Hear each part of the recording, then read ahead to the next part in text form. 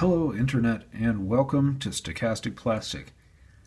Today we are going to be taking a look at the Power Rangers Lost Galaxy Megazord.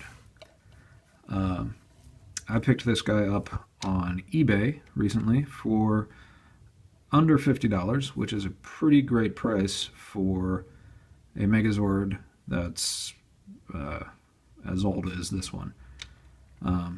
It's in pretty good shape, a little wear and tear on the Zord and a little bit on the Condor that I'll get to in a few minutes. But let's start with the Megazord itself.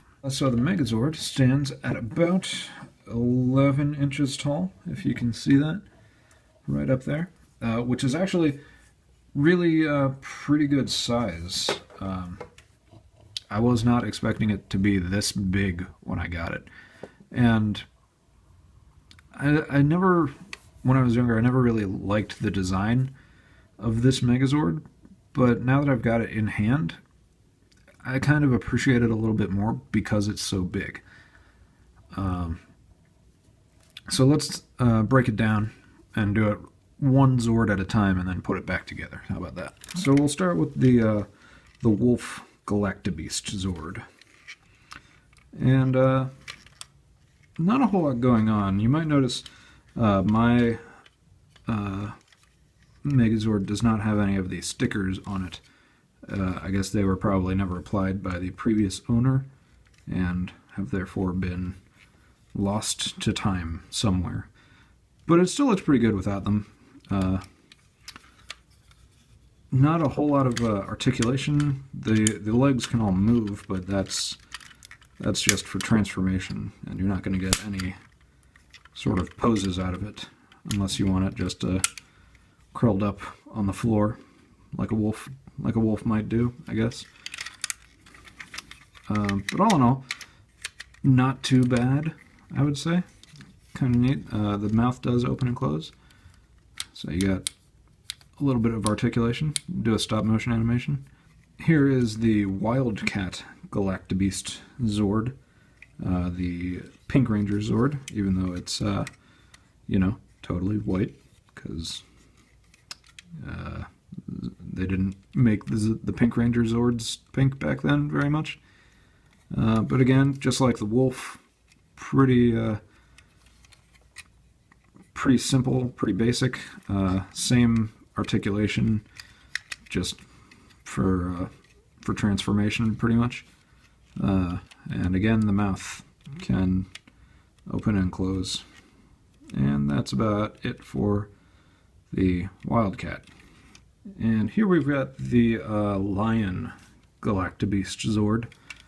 And this is, I think, part of why I never really liked this Megazord as a kid, is because this is a very bizarre looking lion. I'm not gonna lie. It's not very lion-y to me. It does have the most articulation of the Zords. Lots of leg articulation in the back and a little bit in the front. And this is where the horns for the Megazord head are stored. They just go down there. I'll show you that in a minute. You can lift the tail up. This one is a little bit broken, which is why it isn't staying in place. But if you get one that's not broken, it should stay up or down as much as you like. And it does have the opening mouth, but you might pull down the Megazord face a little bit when you do that. And again, pretty goofy looking lion, but not bad. Here we've got the Condor Galactic Zord, and the Condor is pretty cool. It's got die-cast. The whole torso bottom is die-cast. The top is plastic, but the bottom is die-cast metal. Mine is a little gnarled on the wing and the tail, but I can probably find a replacement of the Condor pretty easily on eBay. All in all, though, it's pretty cool. It's got a bit of leg articulation, so you can get it in a couple different poses.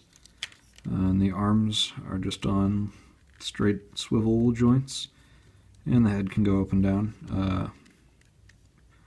No opening mouth on the Condor, but it does have a flapping wing gimmick.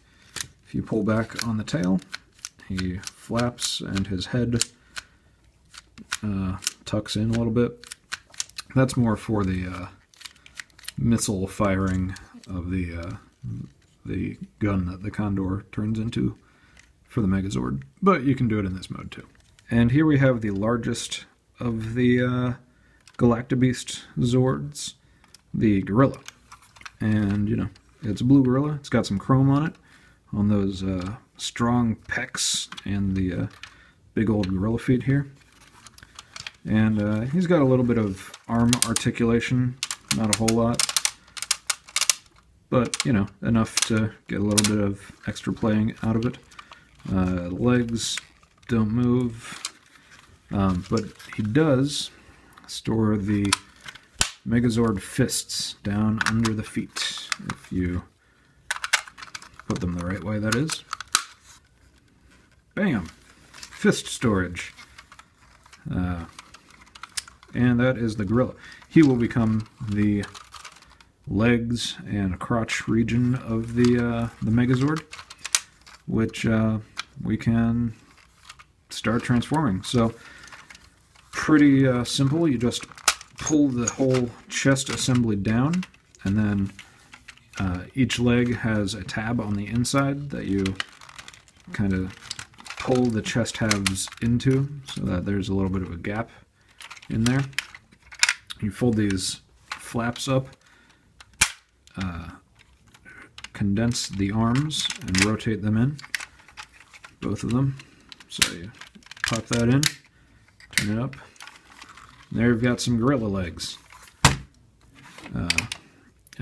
He's supposed to have stickers here, but again, my Lost Galaxy Megazord did not come with any stickers on it, so I might be able to get a set of those somewhere.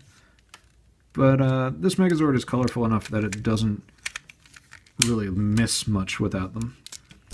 So for the Condor, you just stick the legs straight out and the feet down like that. Put the arms all the way up and turn the head up and pop him onto those connectors. For the lion is the most complicated of the transformations. You'll want to remove the horns for the head and just set them down for a minute. Try not to lose them. A lot of people lose them.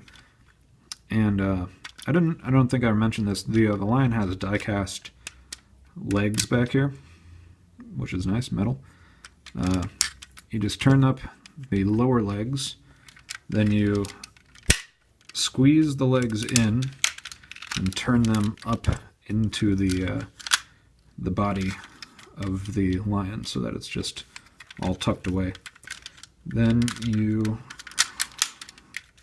twist up the front legs, so you've got sort of a lion torpedo now, and you fold back the head, that is, push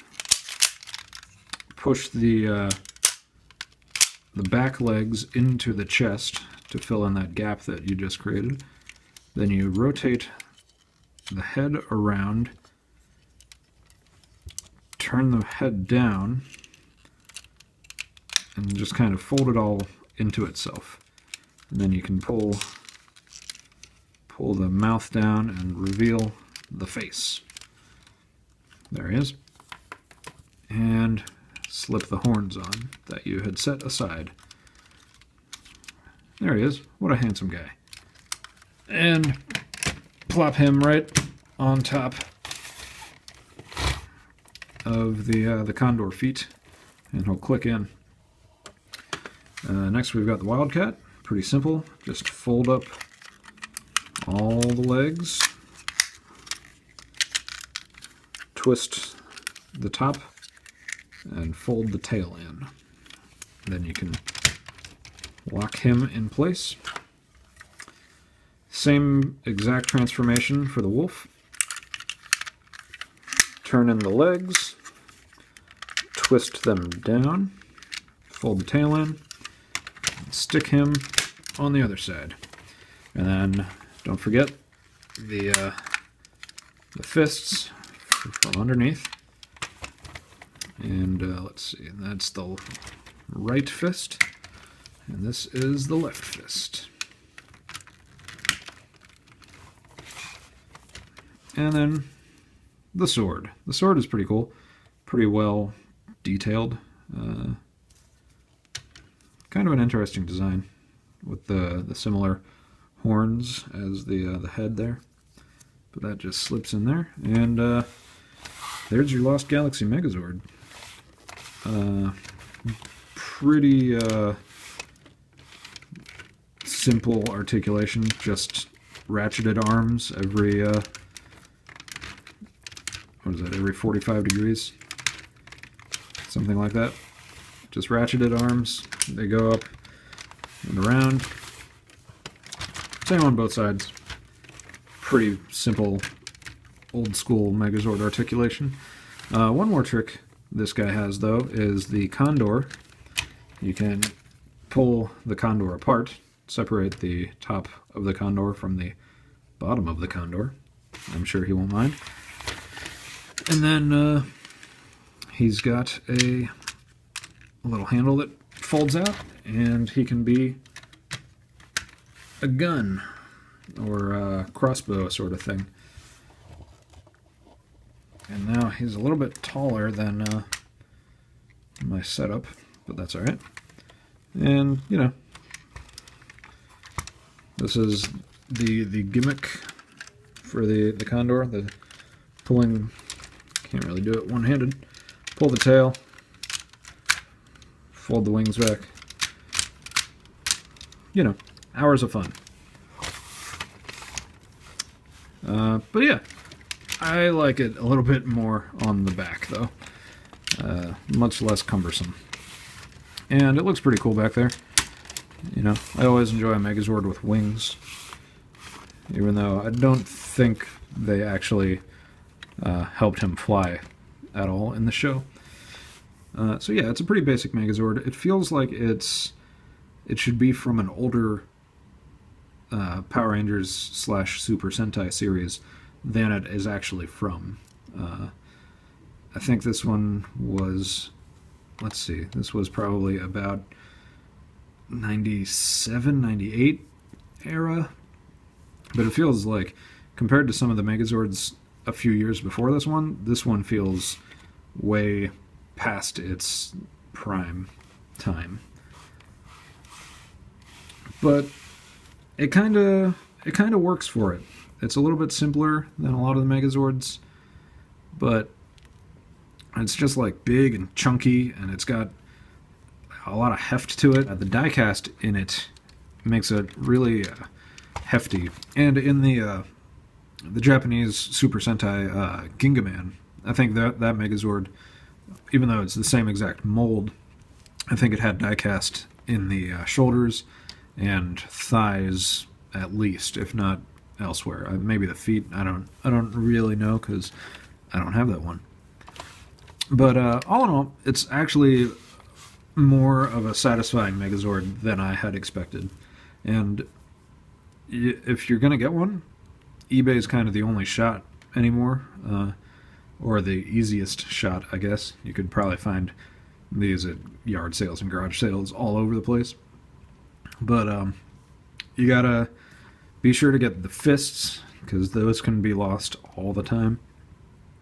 The sword and the horns. The horns are the most commonly lost piece of this Megazord, and without them, he looks pretty silly.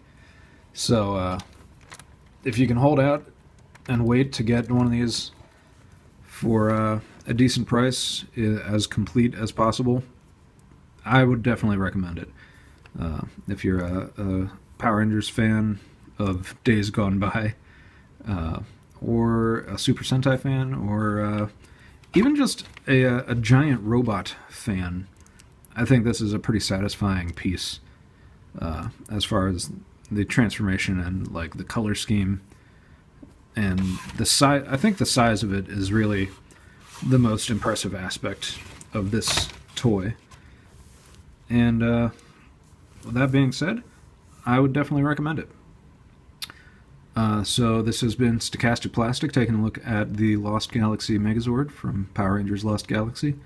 If you enjoyed this review, please feel free to like, comment, share, subscribe, and do all those amazing YouTube things. So thank you for watching very much, and have a good day.